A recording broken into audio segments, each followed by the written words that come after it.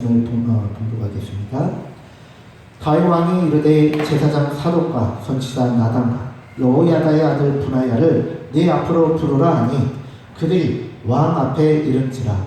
왕이 그들에게 이르되 너희는 너희 주의 신하들을 데리고 내 아들 솔로몬을 내 노새에 태우고 기온으로 인도하여 내려가고 거기서 제사장 사독과 선지자 나단은 그에게 기름을 부어 이스라엘 왕으로 삼고 너희는 뿔나팔을 불며 솔로몬 왕은 만세수를 하옵소서 하고 그를 따라 올라오라. 그가 와서 내 왕위에 앉아 나를 대신하여 왕이 되리라. 내가 그를 세워 이스라엘과 유다의 통치자로 지명하였느니라. 여호야다의 아들 분하야가 왕께 대답하여 이르되 아멘. 내 주 왕의 하나님 여호와께서도 이렇게 말씀하시기를 원하오며 또 여호와께서 내 주 왕과 함께 계신 같이 솔로몬과 함께 계셔서 그의 왕위를 내 주 다윗 왕의 왕위보다 더 크게 하시기를 원하나이다 하니라. 아멘.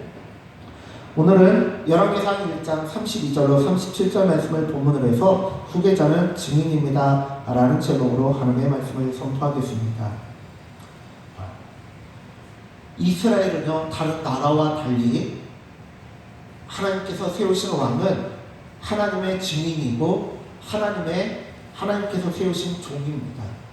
그렇기 때문에 열왕기상 1장 33절에 보면 왕이 그들에게 이르되 너희는 너희 주의 신하들을 데리고 라고 되어 있고요.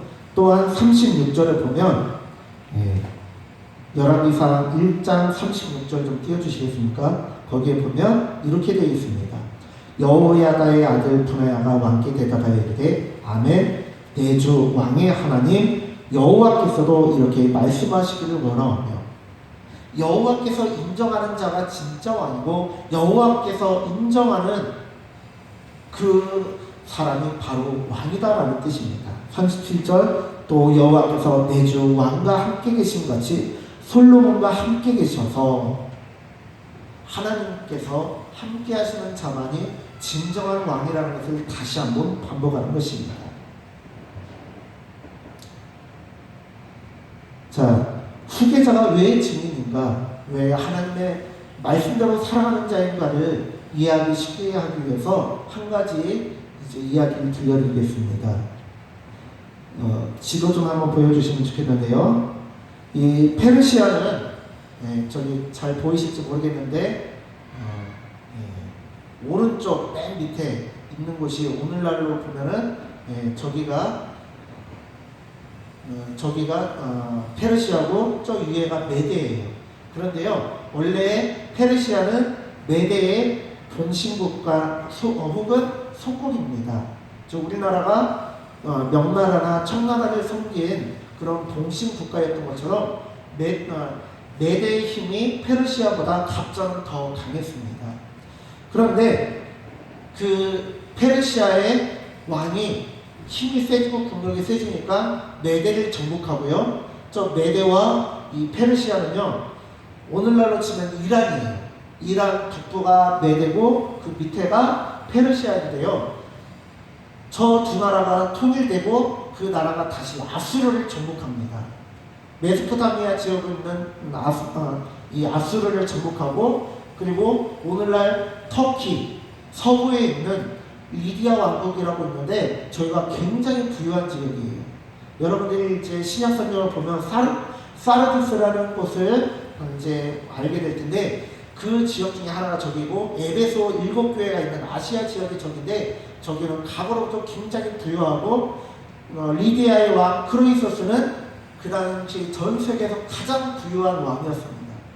그래서 이제 이 페르시아의 고레스 대왕이 고대 근동을 다 정복하고 저 리디아를 정복했는데요.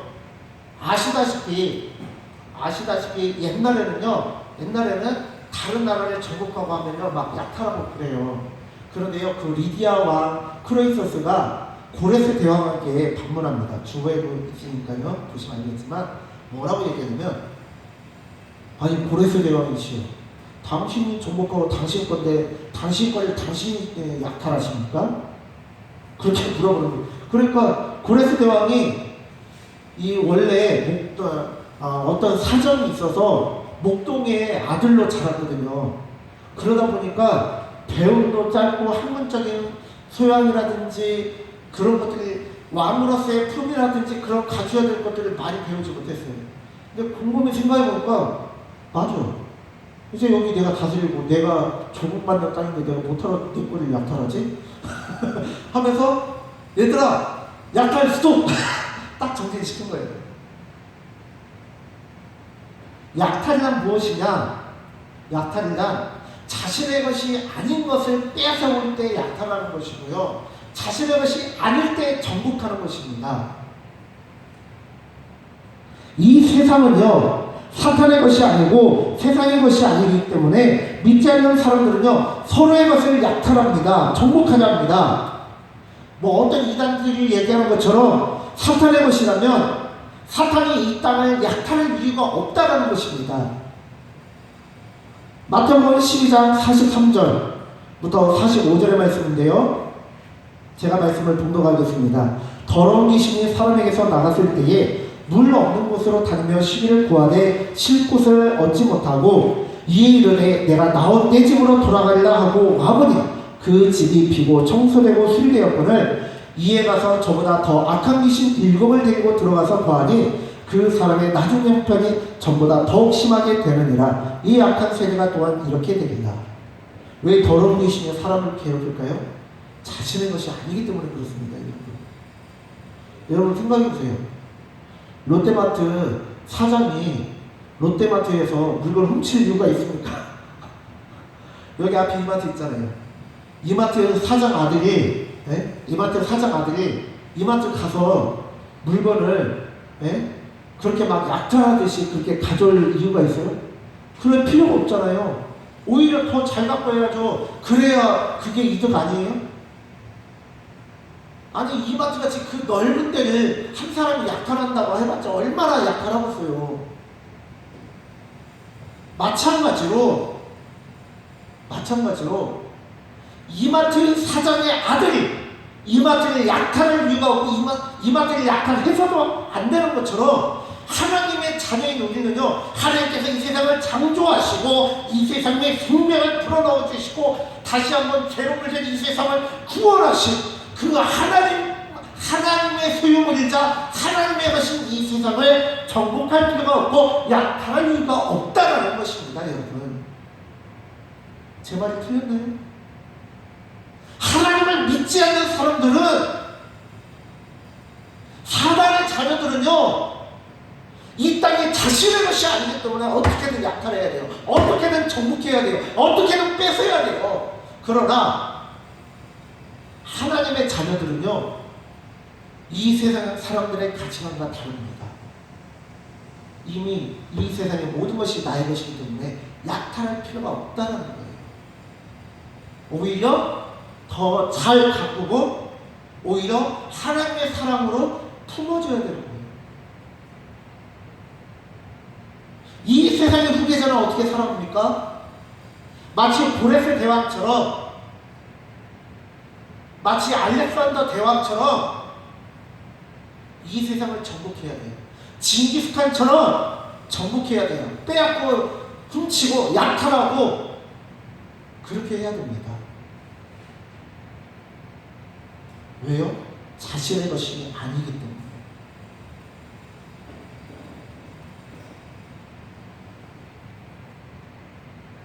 다윗이나 솔로몬을 보십시오. 고레스 대왕은 자신의 힘과 군사력과 전략을 가지고 이 땅을 정복했습니다. 그런데요, 다윗이나 솔로몬이 자신의 힘으로 정복했나요? 아니라는 것입니다. 다윗 전쟁에 나갈 때 어떻게 나가요? 하나님께 물어보는 거예요. 하나님 올라갈까요? 말까요? 올라가라. 그럼 하나님 바꿔줄까요? 아니면 기습을 할까요? 뒤로 돌아서 기습해라. 하나님이 알려준 대로 전쟁합니다. 여러분 솔로몬 보세요. 솔로몬이 이 세상에 전에도 그런 사람이었고 앞으로도 그런 사람이 없을 지혜로운 왕이지만 솔로몬에게 그 지혜를 주신 게 누구예요? 하나님이에요. 그리고 지혜가 있다 할지라도 그 지혜를 만왕들이 인정할 수 있도록 하신 것이 누구냐? 바로 하나님이라는 세상 나라의 왕들의 역할은요, 내 나라를 잘 지키는 것은 기본이고요, 다른 나라를 정복하고 약탈해 오는 거예요. 그래서 우리나라를 풍족하게 만드는 거예요. 그래서 노예들을 끌고 오고, 가축들을 약탈해 오고, 금은부화를 약탈해 오고, 좋은 의복과 좋은 것들을 약탈해 오는 것이 왕의 역할입니다. 그런데 솔로몬과 다윗의 역할은 무엇이냐? 하나님의 말씀대로 살아갈 뿐만 아니라 하나님의 말씀을 증거하는 거예요. 왜요? 세상 사람들은 이 세상의 끝이지만 우리는 이 세상에서 나그네요. 저 하늘나라가 우리의 본향이고 우리는 저 하늘나라의 시민이기 때문에 그렇습니다.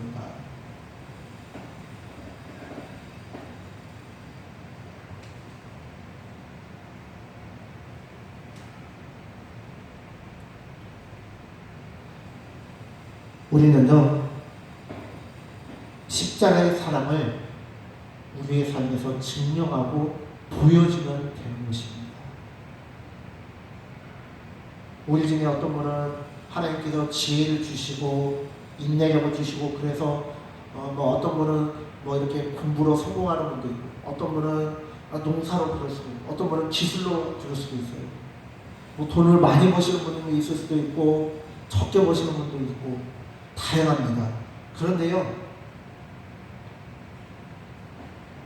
그런데 우리가 돈을 많이 벌고 성공해서 하나님의 영광을 나타낼 수도 있지만요, 돈이 많이 없어도 사람들에게 본이 될 수 있다는 거예요.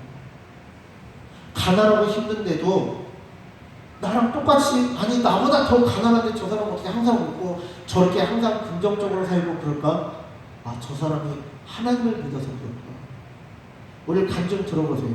간증을 들어볼 때 성공할 때 그게 더 은혜롭습니까? 아니면 그 사람이 정말 역경과 어려움을 극복하고 나서 그럼에도 불구하고 하나님을 찬양하고 아름답게 살아갈 때 우리가 더 은혜받습니까?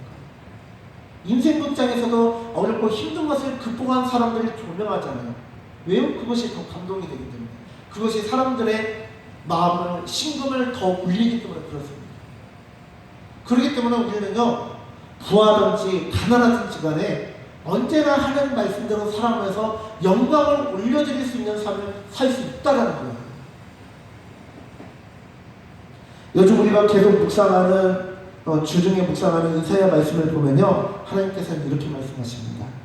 이사야 44장 8절 말씀이요, 너희는 두려워하지 말며 겁내지 말라. 내가 예로부터 너희에게 듣게 하지 아니하였느냐, 알리지 아니하였느냐. 너희는 나의 증인이라. 나 외에 신이 있겠느냐. 가연 방수가 없나니 다른 신이 있음을 내가 알지 못하더라. 우리를 무엇이라고 말씀하느냐? 너희는 나의 증인이다 라고 말씀하십니다. 어떤 증인이요? 하나님께서 이 세상을 창조하셨다는 증인입니다. 하나님께서 이 세상을 사랑하셔서 십자가에 죽으시고 부활하시기까지, 이 세상을 사랑하시고 품어주시기까지 사랑하셨다는 그 증인이 되라는 것입니다.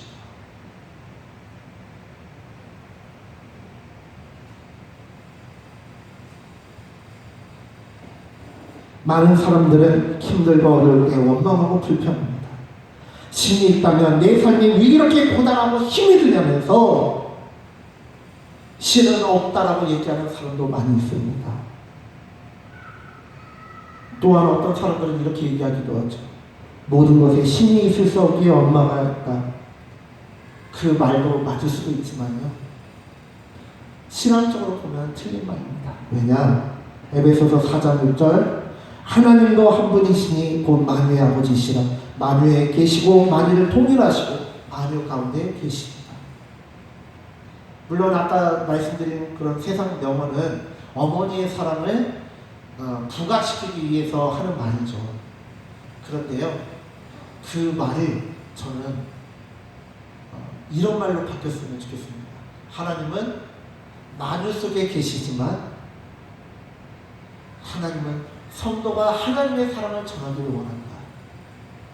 하나님은 만유 속에 계시고 모든 사람 한 사람 한 사람을 다 지켜보시고 함께 웃고 울고 계십니다.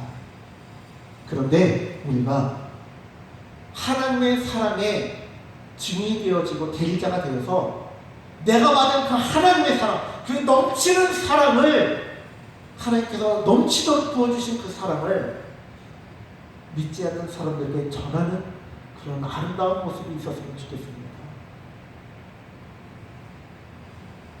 저는 이번 도쿄올림픽을 보면서요, 유도 선수 조구암이라는 선수를 보면서 참 감동을 받았습니다. 왜냐하면 그 선수는 이제 과거에 큰 부상을 입어가지고 다시는 선수 생활을 못할 뻔했지만 열심히 재활치료를 받고 열심히 운동을 해가지고 이번에 국가대표로 나갔는데 준결승에서 만난 선수가 이 부상을 입고 올라온 거예요. 근데 다른 선수가 들으면 집요하게 그 부상을 당한 부위를 공격해서 쉽게 승리를 따내려고 할 것입니다. 그런데요, 이 조구암 선수는 스포츠 정신을 발휘해서 일부러 그 부위를 공략하지 않고 정정당당하게 이게 팔을 다쳤는데 막 계속 옷깃을 잡고 이렇게 공격을 하고 한 거예요. 그리고 이제 손쉽게 이길 수 있었음에도 불구하고 힘겹게 겨우 이기고 결승전에 올라갔습니다. 그리고 결승전에 올라가서도 이제 일본 선수한테 결국에는 열심히 했지만 일본 선수에게 결국 패했거든요. 그런데 그럼에도 불구하고 일본 선수의 손을 번쩍 들어주면서 그 선수의 금메달, 우승을 축하해 주더라고요. 얼마나 멋집니까? 그 선수가 저는 바라는 기독교인이었으면 좋겠어요. 그리고 우리 기독교인들이 그러한 삶으로 살았으면 좋겠습니다. 세상 사람들은요, 더 많은 것을 가지기 위해서, 더 성공하기 위해서, 더 높은 자리에 올라가기 위해서 어떻게 해요? 서로의 약점을 물어뜯어요. 당장 국회의원만 봐도 그렇잖아요. 내년에 대선이 있으니까 여당이건 야당이건 자기가 대선 후보가 되기 위해서 같은 당의 사람들을 막 물건들고 이 사람들 같은 당 맞아? 할 정도로 막 집요하게 공격하고 하잖아요. 그런데 기독교인들은 그렇게 하는 것이 아니라 오히려 품어주고 성공의 목적이 아니라 하나님의 말씀을 증거하는 것이 목적이 되기를 바랍니다.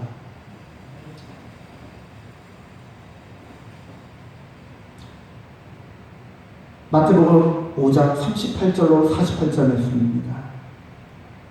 제가 말씀을 봉독하겠습니다. 또 너는 눈으로 이는 이로 갚으라 하였다는 것을 너희가 들었으나, 이거는 뭐냐면요, 과거에 이제 함무라비 법정이라고 해서 굉장히 아픈 건데, 옛날에는요, 누가 눈을 다치겠다 그럼 그 사람을 죽여야 돼. 누가 나에게 백의 손해를 끼쳤다 그러면 그 사람을 그냥 동전 하나도 없이 영혼까지 깡길 다 털어버리는 게 과거의 보험권이었습니다. 그런데 이거는 정말 혁신적인 거거든요. 그런데 이걸 더 뛰어넘어서 예수님께서는 우리에게 무엇이라 말씀하느냐? 39절부터 제가 말씀드리겠습니다. 나는 너에게 이르노니 악한 자를 대적하지 말라. 누구든지 내 오른편 뺨을 치거든 왼편도 돌려들며 또 너를 고발하여 속옷을 가지고자 하는 자에게 겉옷까지도 가지게 하고, 또 누구든지 너로 억지로 오리를 가게 하거든 그 사람과 심리를 동행하고, 내게 구하는 자에게 주며 내게 꾸고자 하는 자에게 거절하지 말라. 또 내 이웃을 사랑하고 내 원수를 미워하라 하였다는 것을 너희가 들었으나 나는 너희에게 이르노니 너희 원수를 사랑하며 너희를 박해하는 자를 위하여 기도하라. 이같이 한즉 하늘에 계신 너희 아버지의 아들이 되니 는 하나님의 그 해를 악인과 선인에게 비추시며 비를 의로운 자와 불의한 자에게 내려주십니다. 자, 여기서 잠깐 써볼게요. 이같이 한즉 너희가 어떤 사람이 되냐? 너희 아버지의 아들이 된다는 것입니다. 왜요? 이게 가능하냐고요. 레미제라블에 보면 장발장이 주인공이잖아요. 근데 그 장발장이 겨우 빵 하나 훔쳤다는 제목으로 19년간 감옥에 있다가 나와서 세상에 대한 원망과 도끼로 가득 찼어요. 마치 고슴도치처럼 온몸을 가시로 덮었어요. 그래서 다른 사람들이 막 자기를 죄인이라고 막 미워하고 멀리하고 막 할 때 한 시골 마을에 미리의 신부님은 장발장을 맞아주고 맛있는 저녁을 베풀어주고 편안한 잠자리를 제공합니다. 그런데 장발장은 밥 먹을 때 놓여있었던 그 금쪽대가 생각나는 거예요.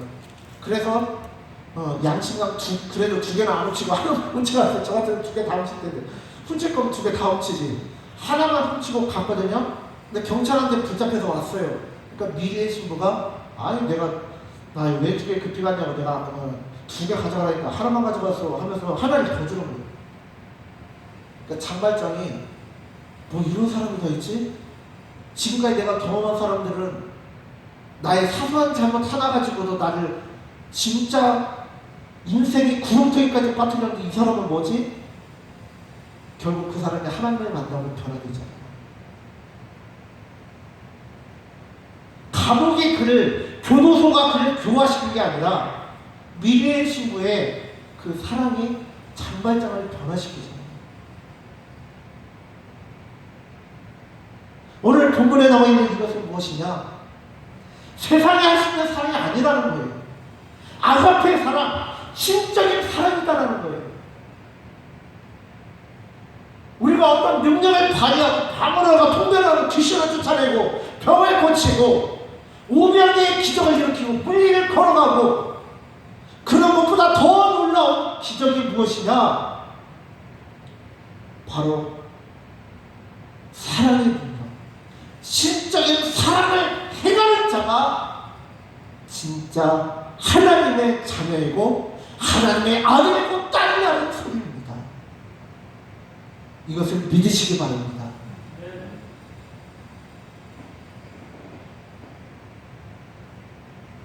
병 고치는 거요. 불교에도 암 고쳐지는 사람이 있어요. 이단에도 있어요. 그런데요, 기독교만큼 하나님의 자녀들만큼 희생적이고 헌신적이고 하나님의 사랑을 베푸는 사람들은 거의 없습니다. 그리고 하나님께서 무엇이라 말씀하시냐면 너희가 이보다도 더 큰 일을 하리라, 기적을 행하신 다음에 너희가 이보다 더 큰 일을 행하리라 라고 말씀하셨는데 그 더 큰 일이란 무엇이냐? 바로 아가페 사랑의 능력을 행할 수 있다는 것입니다. 46절 너희가 너희를 사랑하는 자를 사랑하면 무슨 상이 있으리요 세리도 이같이 아니하느냐. 또 너희가 너희 형제에게만 무난하면 남보다 더하는 것이 무엇이냐. 이방인들도 이같이 아니하느냐. 그러므로 하늘에 계신 너희 아버지의 온전하심과 같이 너희도 온전하라. 하나님께서 어떻게 온전해요? 그 해를 악인과 의인에게 동시에 비추시고 비를 의로운 자와 불의한 자에게 동시에 주신다는 거예요.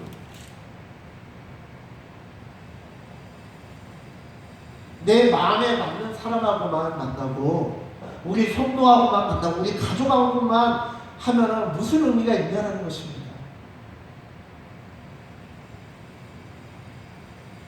여러분 십자가의 길을 걸어가겠다고 헌신하지 않았습니까? 절단하지 않으셨습니까? 내 가족만 품고 가는데 내 성도만 품고 가는데 그게 십자가의 길입니까? 아니라는 거죠. 하나님을 부정하고 하나님을 믿지 않고 이기적이고 장발장같이 가시투성인 사람을 내가 품어야 된다는 것입니다. 그럼 어떻게 돼요? 그 사람의 가시와 그 사람의 잘못된 행동들이 나를 찌르고 나를 아프게 하고 나에게 피가 철철 흐르게 한다는 것입니다. 그것이 십자가를 지는 것입니다. 나를 아프게 하는 그 사람을 돕고 그 사람을 위해서 기도하고 그렇게 나아가는 사람은 하나님 나라의 후계자이고 하나님 나라의 증인이다라는 것입니다. 솔로몬은 하나님께서 정복하라고 마음으로 세우신 게 아닙니다. 아무것도 없는 자를 애굽에 종살이하고 있던 자를 꺼내서 하나님께서 한 나라를 이루게 하신 거죠. 노예로 있는 자들, 비천하고 가난한 자들, 사회적으로 소외받는 자들, 외면받는 자들, 그런 자들을 품는 것이 이스라엘이고 이스라엘의 왕이 그들을 이끌어 나가는 자라는 것입니다. 그렇기 때문에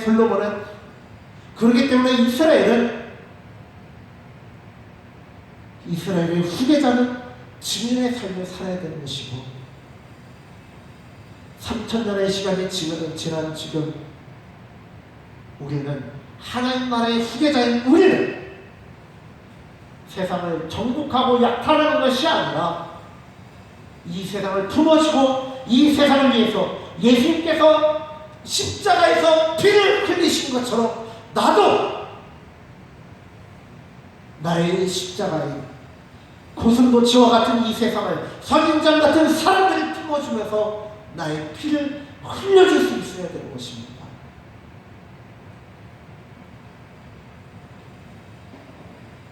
사랑하는 성도님들, 하나님 나라의 후계자는 아가페 사랑을 실천하는 자요, 십자가의 사랑을 증언하고 증거하고 증명하는 자입니다. 우리 모두 하나님 나라의 후계자요, 하나님 나라의 증인이 되시기를 간절히 축원합니다. 기도하겠습니다. 하나님,